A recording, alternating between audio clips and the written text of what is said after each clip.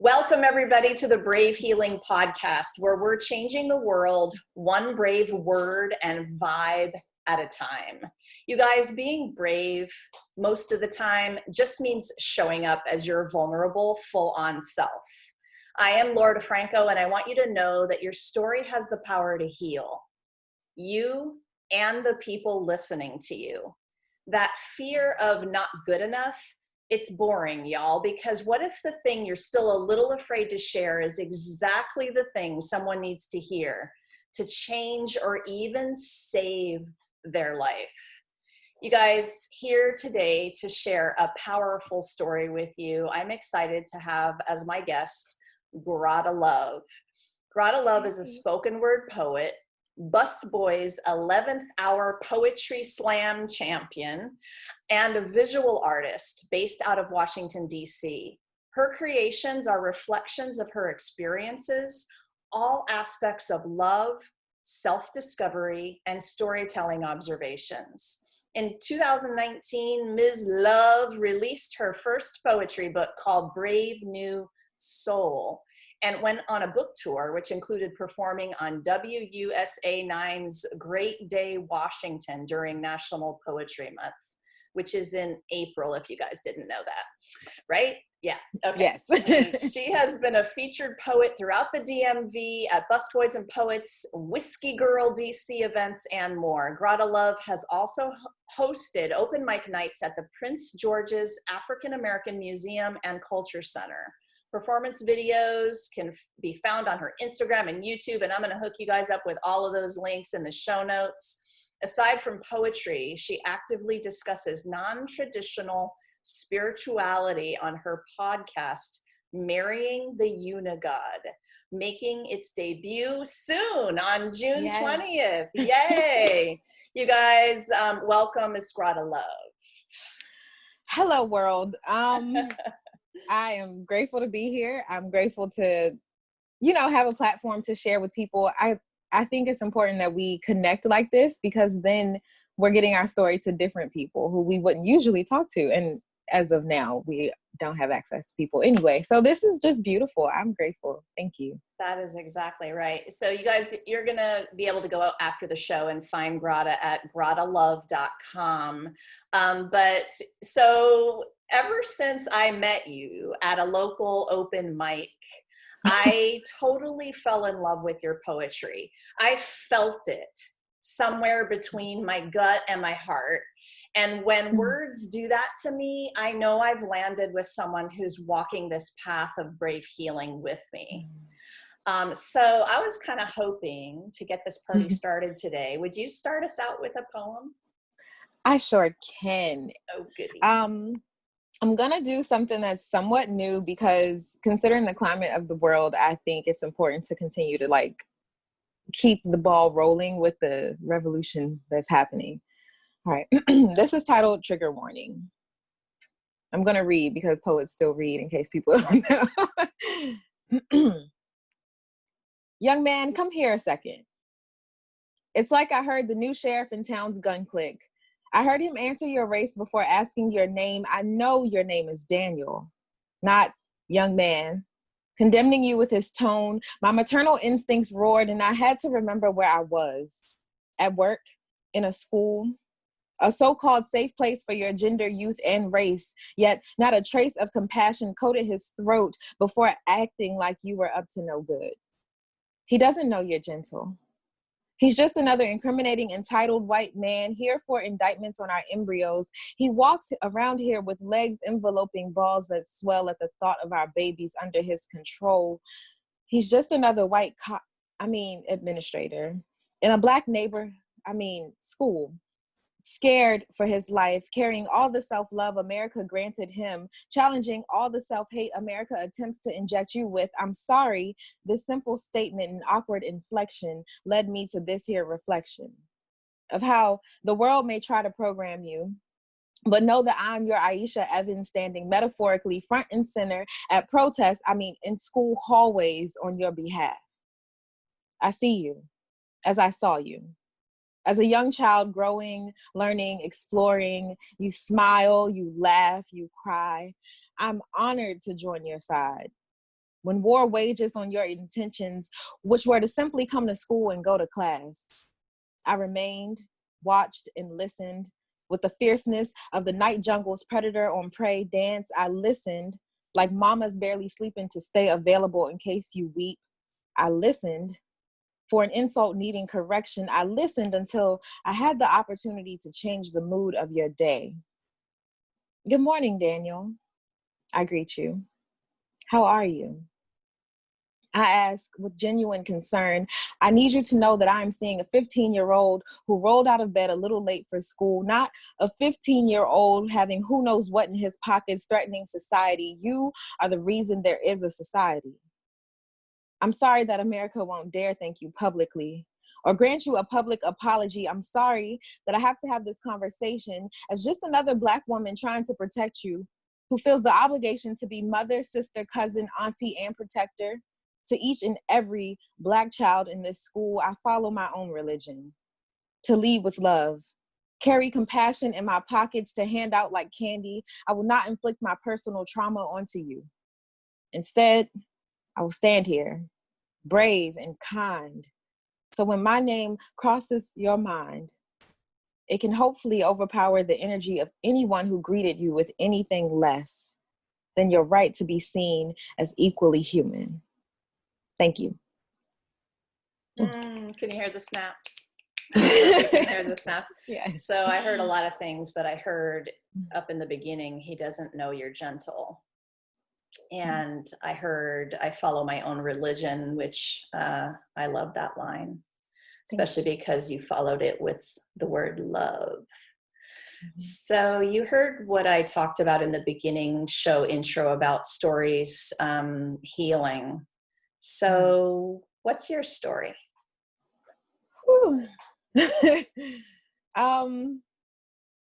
Since I think spirituality is something that I can't seem to get away from, although I tried to, I think my story starts there. It starts with going to Baptist and Pentecostal churches, being as young as 10 years old and trusting my intuition, being as young as 5, creating my own philosophies about life. And I think it's hilarious now that I think about these philosophies I made up about how a kiwi is a chicken egg, because it was in my grandmother's refrigerator in the little egg part. And I'm like, oh, it's furry. It must be like feathers getting ready to perform or whatever. So I think, we don't give children enough credit, to be honest. They're so intuitive and they're so creative, and they make up these thoughts about the world. And I just never wanted to lose that.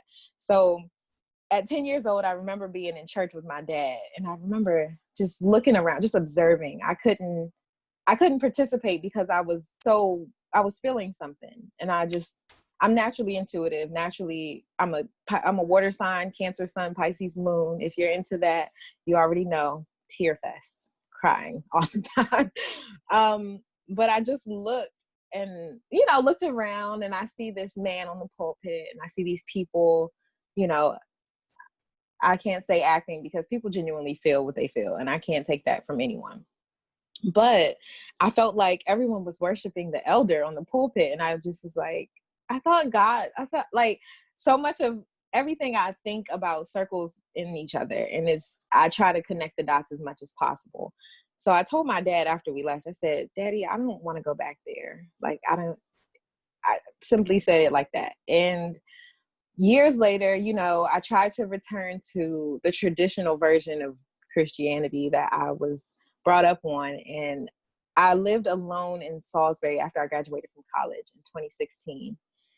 And literally the whole cycle of going to work and going home and all these things I was doing, it just didn't make sense. I got frustrated, and I went into the closet. I had a beautiful apartment. I will not take away from that. I was grateful. I was in a place where everything was cheap. I had worked for an airline. I could fly for free. Oh my gosh, I miss it. But I wasn't full. I went through a state of depression because I wasn't actively working on my purpose. And I remember going into the closet, crying, frustrated, yelling at God, or the UniGod, as I like to say, however you call the divine source. I was just like, what is this? Why am I here? I hate this I hate this area. Well, I didn't necessarily hate it, but when you're emotional and dramatic, you say anything. So it was just like, I don't get it. It's country town. I'm from close to DC. This is boring. There's nothing to do. There's no one around here that looks like me and lives a life like me. So to be Black in a neighborhood where people are used to Black people in poverty, I dealt with so many things, and it was like, I don't feel like I have a purpose. Yeah, I'm working. I'm grateful, but I need something more. And I remember my best friend at the time was just like, you have a great job. What are you complaining for? And I guess because that's what everyone wanted when they got out of college. And it's like, it's not what it's cracked up to be. Like, I should be doing poetry. I should be writing. And so in the midst of me crying in the closet, I look up and I see all these journals sitting at the top of my closet. And I was just like, oh, I'm a little slow. So I'm like, remembering all the family events, all of the little women's events my mom would take me to, and they'd ask me to do a poem, and like just all of that little stuff that led to this moment.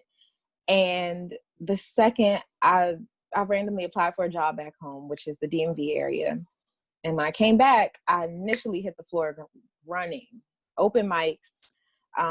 It was actually a Whiskey Girl event, which was the first event I performed at since I was 16 years old. I think I was maybe 22. It was my 22nd birthday, I think, or 23rd birthday. And from there, I moved back later that year and just was hitting the ground. I said, this is it. I went to a life coach session. She got me right. She made me introduce myself to the universe as a spoken word poet.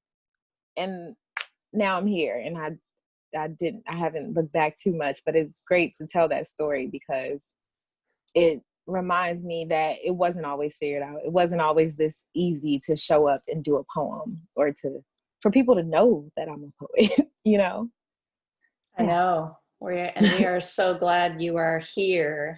You said, I'm going to phrase what you said as a question to the listeners, and then I want to talk a little bit about this, but are you actively working on your purpose? And that question is a big question, and it can mean different things to different people, but you want the world to understand and think about where they are on their journey, and how they can move forward on a spiritual path. Talk to me about this and the steps that they might take. Well, to be fully transparent, not everyone's journey looks the same. So it could be crying in a closet. It could be sitting in nature. It could be hiking and falling into a fit of tears, or just a fit of reflection, or like I've meditated and busted out sobbing. So it's not always pretty. I think it's important to just question things, to just ask questions, and it will either build your faith stronger in what you already believe, or it will challenge you to rethink the things you've been taught, because we have to realize that we're only taught things that other people were taught. Like, in a way, it's just kind of recycled down. And so the things that I'll teach my children about spirituality will be filtered by the things that I kind of taught myself, or either listen to other people's philosophies. And that's why so to tie back to the actual question, am I working on my purpose? I definitely battle with this, because if I'm painting, I feel like I'm betraying poetry, or if I am doing the podcast work for marrying the UniGod, I feel like I'm betraying painting, or I'm betraying poetry. And it's like, I have to realize, like, any form of expression or any form of getting what is inside out is a part of my purpose. Yes. And right now my energy is focused on getting this podcast together and getting it out, recording the episodes and everything. So my energy is definitely pulled in some ways from painting, but I do think I'm actively doing the work, because marrying the UniGod has been like a baby I've sat on for so long. It used to be Tea Time Topics, which was my radio show years ago. And that was a great run, but I was connected to a network kind of, and it was just like, I want to branch off and like do my own thing, because I'm a millennial. We always trying to do something alone when we don't need to. But yeah, this has been something I've been sitting on. And I think it's important that the world just hears these non-traditional, re-emerging spiritual journeys of young Black people, to be specific, because we are only taught Christianity, or only taught like to be Baptist, or, to believe in these certain things. And it's like almost a standard that we expect everyone to be Christian. And you come to your family like, yeah, no, I actually believe, there's a universe, and like we're all connected, and all this new language. And they're like, you're crazy. And it's like, I mean, but I feel so much better. Like, I don't know how to explain it. And everyone's journey is different. Some people dive into Christianity the same way I'm diving into other, spiritual practices. So you just said something really important, but it feels so much better. So I want to tie that back into this talk about purpose, because what I believe is that at any moment that you're living in, if you're aware and you're following that feeling that you just described, which is really that feeling inside your body of joy. Of course, the moments of your day will change. Painting can bring you the deep joy. Working on your podcast can bring you the deep joy. As long as you're in the lane of your own deep joy, you are on purpose. And so this is what I think people miss, because they, and I have a question about what did you have to question because it wasn't feeling good? I'm curious. Can you remember something? Because, I'm like you, like question everything, because we were just taught by everybody else what we were supposed to want, whether it felt good or not. Yeah. So do you remember one big thing that you had to sort of like stand there and start to question for yourself? Oh, okay. So it's a constantly questioning journey, because literally the last time I went to church, I remember it was a small church, a Black church, and there was one white guy there. And there was a picture of white Jesus. I guess we say white Jesus, or what, everybody says different things, but everyone has their own vision of Jesus sometimes. And from everything that I've learned up until this point, which was earlier this year, I remember sitting there and I see this white man in the choir, and he seems cool. We're all hanging out, congregating, talking, and it felt loving in there. But I also felt there's so much judgment in a traditional Black church, to be honest. Like, everyone's judging, and it's like, but we're no better. We're all learning. And so I see this white Jesus, and then I see this white man, and I'm like, he must feel this direct connection to Jesus because he looks like you. But where's the Jesus that looks like me? Like, how can I feel, divine, or how can I feel truly spiritual if I don't even look like the being or the entity I'm worshiping? And so when that happened, I remember just sitting with myself, because I had a practice of being intuitive. I had a practice of questioning and looking and feeling and listening to it. So I was just thinking, like, I don't know, it just felt strange for me. I had to question why I even at one point was worshiping an entity that I couldn't connect with. Like, there just felt like a disconnect for me personally. So that was something I questioned. Yeah. Yeah. Oh my goodness. Not to mention that he's a man as well. Mm-hmm. And so, yes. Oh God. So yeah, right. Don't get me started there. But yeah. But that's, it takes, so I always tell people, I feel like if you're on this journey, this path of spirituality, you are a warrior. This is not for the faint of heart, because when you start to question everything, everybody around you who taught you all the things to begin with start to look at you sideways and go, you're crazy. You said it earlier. Yeah. So how's it going in that? Oh, with family. Yeah. Or even some of your closest friends. Like, I know that journey. Yeah. Yeah. Oh yeah. I'm sure you do. I read your book. So I'm like, I was doing all the practices, like, this is getting harder and harder. Like, it doesn't always get easier right away, but you're freeing yourself. You have to realize that the goal is to free yourself. But it's been interesting. So I live with my grandmother now, And we have great conversations. And to be honest, maybe the first conversation about religion was like, and it was truly her compassion of wanting me to go to heaven with her. Like from based on her belief, it's like, I want you to believe this because I want us to go to the same place after we die. And that made it so beautiful in my mind, because it's like, oh, you love me so much that this is your belief and you want me to join you so that we can join each other in the afterlife, you know? Yes. And I was just like, oh, I Yes. love you. Uh-huh. But then there's my maternal grandmother. This is my paternal grandmother. My maternal grandmother, she's super religious. And we had some hiccups along the way where it was like, you know, if you're going against God or Christianity, then it feels like you're for the devil. And it's like, no, that's not even it. That's not even it. So we would just keep talking. And I think it's important for us not to give up. As much as we want to give up, sometimes if it's like you open the can of worms, you might as well do the work and have the conversation. Yeah, one time I felt like I was being literally attacked because my uncle is a pastor and his wife is in the church. And, you know, they were just like, him, his wife, and my grandmother, my maternal grandmother, we were all sitting down together. But it felt strange because it was like the three of you all believe the same thing.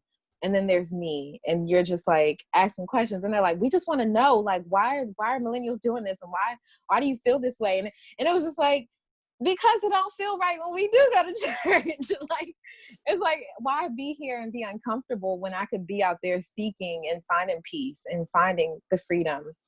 But with my grandmother, we kept talking, and it got to a point where I let her talk about God the way she wanted to, and realized that there's a lesson in everything. So for people who are listening, if you have a grandmother or someone who is telling you about God from a religious standpoint, remember your standpoint, and remember that sometimes there's a lesson. Sometimes the way she talks about the beauty of loving God, and she would always say, you know, God is my man now. My husband died. Like, I'm married to God. And crazy enough, I have this podcast now, Marrying the UniGod, and it's simply a commitment to your spiritual journey. It's committing to yourself, committing to finding a deeper self. And there's just something to learn in everything, no matter how bizarre it might sound at the time, you know? Yes, I know. You know, talk about the beginner's mind. And if you walk around with that mind, no matter how old you are, no matter what you've learned in the past, that serves you big time. Oh my gosh, so many things there, talking about your grandma and the conversations you're having. I think what I started to think about was the open, aware conversation is a gift, and that does feel good. And so I know that I've had conversations with people where it begins to not feel good. And we've been talking about this so far, the whole show, the feel. And you know, that's part of who I am and what I do. And that's the thing, we trust in ourselves, and you get good at trusting the feeling. And it's also why this, you know, talking about the fact that the journey is different for everyone is really important, because that feel is different in everyone. Definitely. Right. And so I don't even know what the question is there, except to say that even just to have an aware conversation with uber religious grandma is a gift. If Yes. two people are willing to sit and ask questions, right? Yeah, I think with that, even so, I have close friends who are religious. I guess we could say religious, but one of my friends, she was my roommate in college. She is definitely still in the church. I remember her even mentioning, like, you should come to my church sometime. And there has been and I have to be transparent in my journey. Like, I would be doing the world a disservice if I hid certain feelings that I have, because at one point I like rejected Christianity altogether. Like, I think right before that happened, I was diving in. I was looking in Christianity for it to make sense to me. I have this journal. Oh, excuse my earring. I have this journal where I'm like rewriting scriptures. Just like, if I write it, it'll make sense to me. If I write it for myself and like let the words resonate, it'll make sense. So I did all that, and it wasn't hitting for me. Like, the spirituality of it, yes, but yeah. So I have a friend She's definitely still religious, and we're having a conversation about the podcast, and I was like, yeah, so I'm doing this series. It was initially supposed to be a video series. But I was like, I'm gonna, follow people on their journey. Some people honestly do witchcraft. Some people believe in the 5%er mentality. Some people are Muslim. So there are just different practices all around. And she was just like, I mean, but do you do anything like that? And like her question, I felt everything she was saying, but her energy is so open. So talking about the feel of it, her energy is open. She's not necessarily judging me, and I feel that. So I talked to her so freely. We literally were in a dorm room crying over boys together. So we have been through it. But to see where we are now with her on her journey and me on my journey, we both are just so much more secure in ourselves. And for us to still have like different beliefs and still come together and be friends and still love each other, I think that's an important message for anyone to know. Like, you can do that. That's beautiful. And it is an energy, and you can feel the energy, so that when you're with people, I always say, everybody's a healer. It's just a matter of whether or not you're walking around with that kind of energy or not. And we all judge. We judge all day long for survival's sake. We have to have opinions and judgments about people and situations and everything. It's how we survive in the world, right? But there's a combination of that and awareness. The two things, the being in the questioning, the being open, beginner's mind, that beautiful energy when you show up with your friend and you're just like, hey, I'm listening. I want to feel you and where you're at, and I love you, as long as you're staying that way too. There is just that one little boundary, right, that I think I have to keep myself sane. For sure. I even like other family members, like just having the conversation is sometimes weird. And to be honest, to be transparent, I'm like dating a woman now, so it's interesting. Well, not now. I mean, I did it in high school, so that has been a journey within itself, because like that's another thing that Christianity, or I can't even say Christianity, because I think there are cultures within it. So it's not necessarily every single Christian, because I go to my dad's church and there's no judgment towards that type of stuff. So to see that there was even some resistance in saying it like publicly shows how much it was ingrained in me as a kid. So it always had to be a little secret. And it was just like, this is strange. So even to say something like that to my family has been difficult, but it's been part of my brave healing journey. It's me having to show up and do something that I didn't do before, because it's a part of me I shouldn't have to hide, or I shouldn't. If we're going to love each other wholeheartedly, we should love each part in it, or at least be able to accept that is a part of you. That is you. And wait, who am I to tell you it shouldn't be, Yes. And this is such a perfect segue into this next question, because you talk about embracing the ugly on this journey. So this is like part of what you're talking about. So tell me more about that. Let's talk about that. Okay. So to be honest, when I first came out to my family, it was just, that was all I was hearing. Like, God doesn't like this, and God. And then, so then that also jump-started my journey. It's like, I think when we hit a certain point, it's a culmination of everything we've been through. It's a culmination of everything leading to this point where we just roll over and we're like, something has to change. So I remember just thinking, like, how am I still Christian if this is something I know about myself, but it's not accepted, and I'm going to hell because of it, and I'm not accepted by you because of this one thing. And that was very traumatic for me in a way, because it was like these people who have loved me all these years. Oh God, I'm getting emotional. Yeah, it's okay. Water sign. I always thought I was a water sign because I'm an Aquarius, but then I learned that's an air sign. So I don't know what the heck that means. You could tell me what that means. I'm actually dating an Aquarius, and it's a good balance of energy for a water sign, because we can sometimes be all over the place, literally like the water flowing. Like I am all the way 3 miles away now because my brain took me there, and now I'm crying and I can't explain why, because I'm scared to talk and I'm a shell. So it's a little deep. But as far as the ugly, it was just like, that's something I had to bring up, especially to my conversation with my brother, because I had to tell him, I'm like, you have known me all these years, and this one thing should not change how you love me. And when I think we had a little like mini argument, and then the next day he texts me and he's like, I love you no matter what. And I cry. I just weep. Like, oh my God. Because it's like, you love me all these years and you say this one thing now makes me unlovable. And that had to be something for me to even come and tell my family something so vulnerable, and not really, I had to get to a point where I didn't care about their reaction. I had to get to a point within myself to say, I'm doing myself a disservice by hiding and, being scared to post things on Facebook because you're there. Like, no, like that's not fair to me.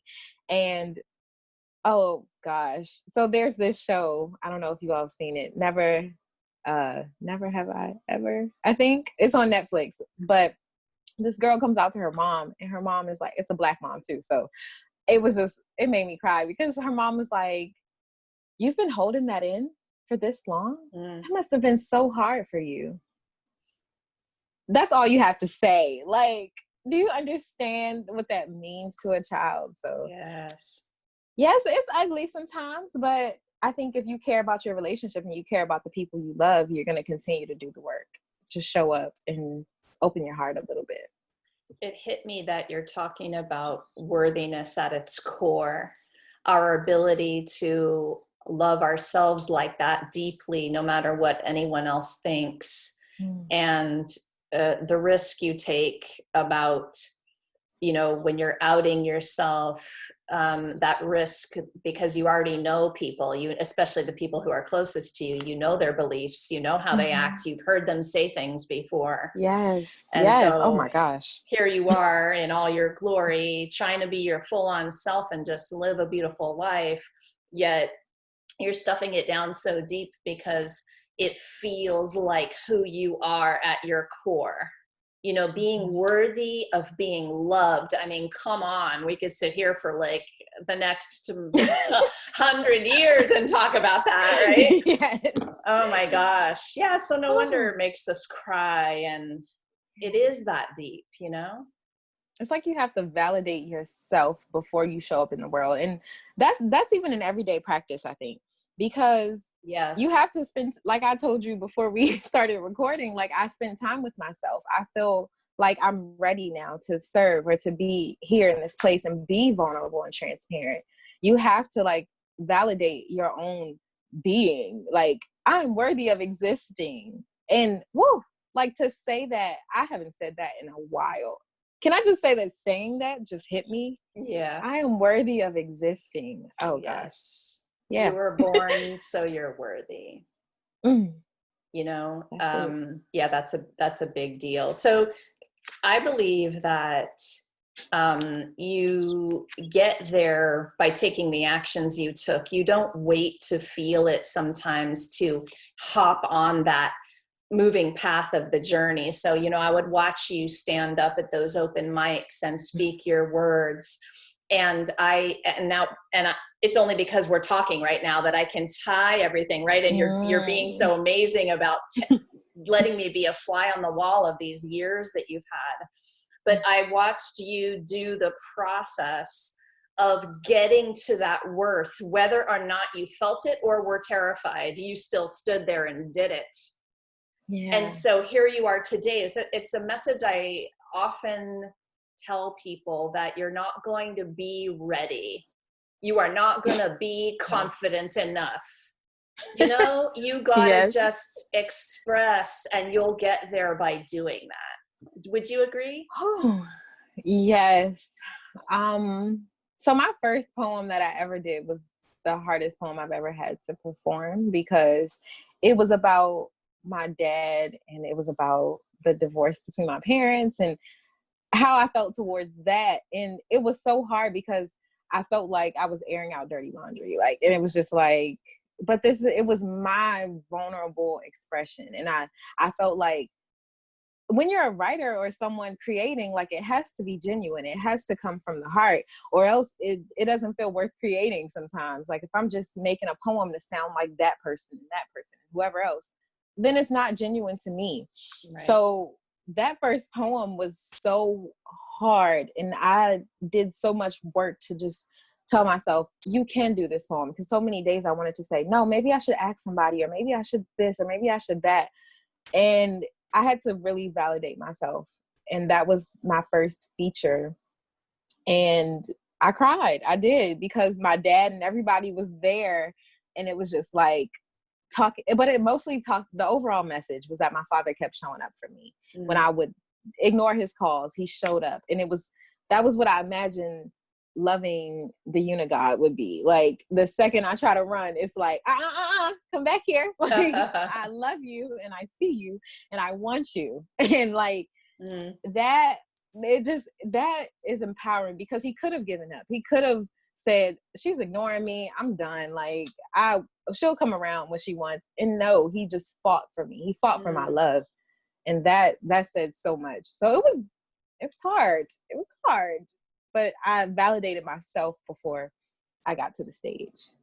Yeah. I love that. I have a mom like that. I could have told that story. Same story about my mom. Love you, Mom, if you're listening. Yes.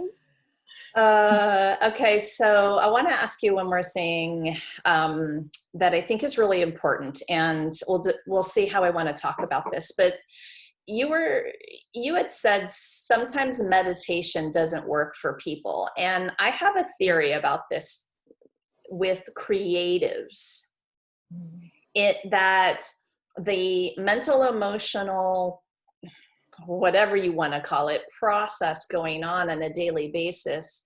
This is not a bad thing, by the way. It's just a thing, is my theory. It's amped up times 10, 100, 1,000, because, and here's the good part, we're connected like that. So when you ask somebody who is in that process to sit on a pillow for an hour with their legs crossed, chanting Om, it just doesn't always work. So tell me about what you were thinking when you typed that note to me. So it kind of reminds me, so when you were saying our mind works like times 10, it's amped up, it makes me think of like ancestral downloads that some people do. It's a term it's kind of like we're constantly downloading information. And for other people, they're downloading information from the world around them, while we are downloading from within, or from our spirituality, or whatever you download inspiration from. We're not always just consuming what's happening around us. It's our brain creating new ideas. It's our brain thinking of a new painting. I'm thinking of, the performance I have coming up, or like, I work a 9 to 5, but also having to deal with the other things times 10. Like, it is overload sometimes.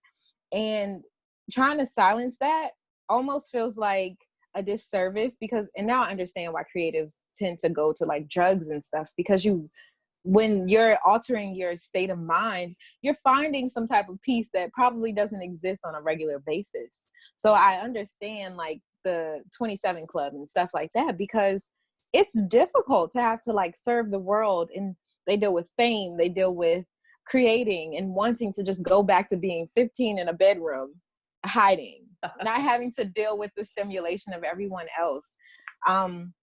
But meditation becomes difficult, because sometimes we feel like there's something we should be doing instead of meditating. Why am I sitting here being quiet when I could be writing a poem? Why am I sitting here doing this when I could be? And it takes so much to just validate you. It's okay. You can sit still for a second. You cannot create for a second. Like, but it's like, or either inspiration comes when you're meditating. So then you're like, I need to go write this down. I'm just going to try to remember this line so that when I finish meditating, I can go write it. That, or when you're in the shower, you can't even take a peaceful shower sometimes because you got. How have you been in my house? How have you been in my body? I don't get it. I've seen it. I've seen it. Oh my gosh. Yes. I know that we have so many people listening, like getting whiplash, out of the head nod, because, right? So, okay, listen. So what do you do? What do you do? Give us a tool here. Like, what do you have to default to get to the calm and just, you know, I'm good enough sitting here with my eyes closed and breathing.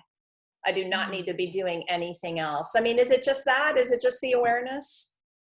No, it's it's waiting until it's possibly, no, it's never too late, but it's waiting until anxiety has become draining, or it's too overwhelming to try to exist or show up creatively when I haven't even shown up for myself on a basic level, and I haven't given myself the grace that I've exercised with everyone else around me. And when I get to that point where it's like, you haven't taken a moment for you, but you've picked up the phone to answer to all these other people. And once I get to that point where I'm like, okay, all right, you cutting up, like, I'm anxious, I can't sleep, I can't write, I can't create. There's this quote by Quincy Jones. He said, avoid paralysis by overanalysis. So the second I get to that point of paralysis, I'm frustrated with myself because I can't create anything new because my brain is too bogged down. So that's when I kind of have to either listen to, I tried guided meditation recently. It doesn't work the way it used to. It used to work, I guess, I don't know what changed, but I listen to like sleep music. Like there's this video and it was like, try to stay awake for 3 minutes. And I'm like, yeah, whatever.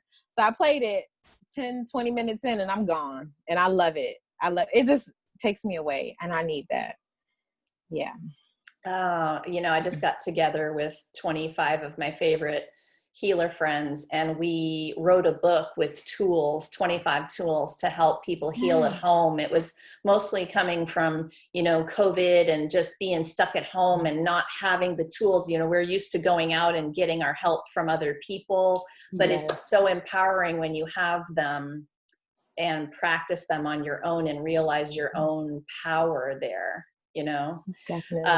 And so it's hard not to talk about that recent project without smiling because I think the more the world understands this thing we're talking about today and just finding that place within you first, I just wrote it down, show up for yourself at a basic level first. You just said that. Yes. In case you didn't remember. You know, my brain just. So I love that. So, you know, I would love to finish out today with another poem, but before we do that, is there any just kind of last message you want to leave the listeners with today?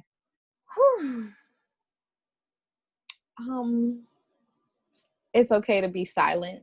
Like, just be quiet.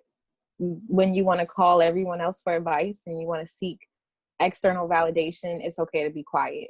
It's okay to trust yourself because our world doesn't allow room for you to trust yourself. There's a system made for you to trust the system and go along, you know, get your 9 to 5 and do this and do that. You know what the next step is?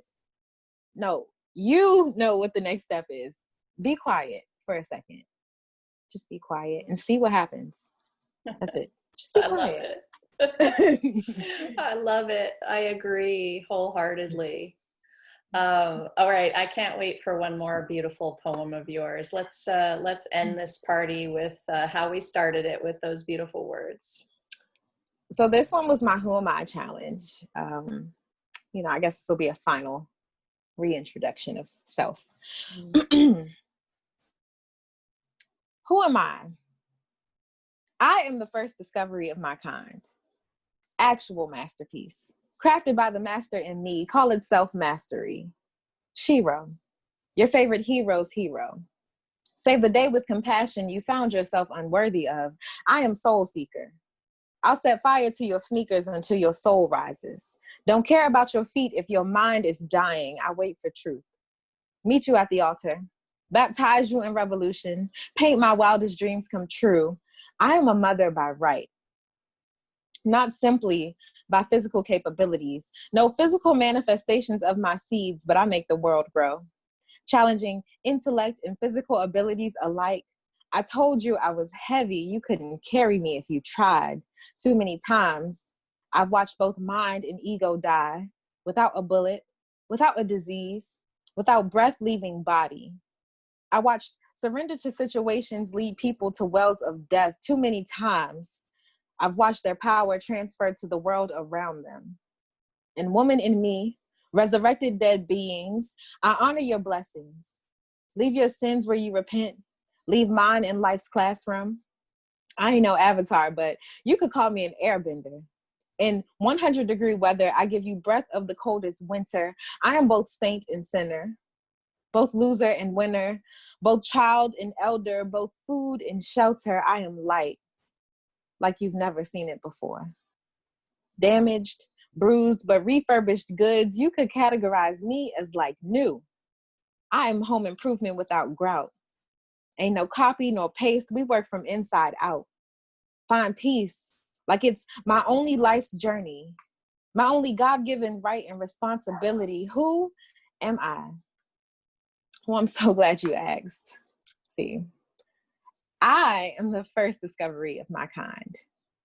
Actual masterpiece, crafted by the master in me. Call it self-mastery. Shiro, your favorite hero's hero. But you could call me GradaLove. Thank you. Oh, I got goosebumps. I love the poetry goosebumps. Yes. Thank you for that. And GradaLove, thank you for what you're doing in the world and honestly for being here today with me to share it. Thank you for having me. Thank you for the work you do, because your work has been a part of my work, to be transparent. Yes. And that's how we do it, in that energy of collaboration, right? You guys, I know you loved this show. Go find Grada at GradaLove.com. I'm going to hook you up to all her social in the show notes. And if you loved this show, if you loved something you heard, I mean, come on, you got to love the poetry.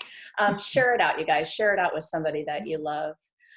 If you're a healer with a message that needs to be out loud in the world in a little bit bigger way, come visit me at bravehealer.com. And lastly, I'm going to leave you all with this. You were born so you are worthy. Your message matters. What if the thing you're still a little afraid to share is exactly what someone needs to hear to change or even save their life? It's time to be brave, you guys. Till next time. See ya.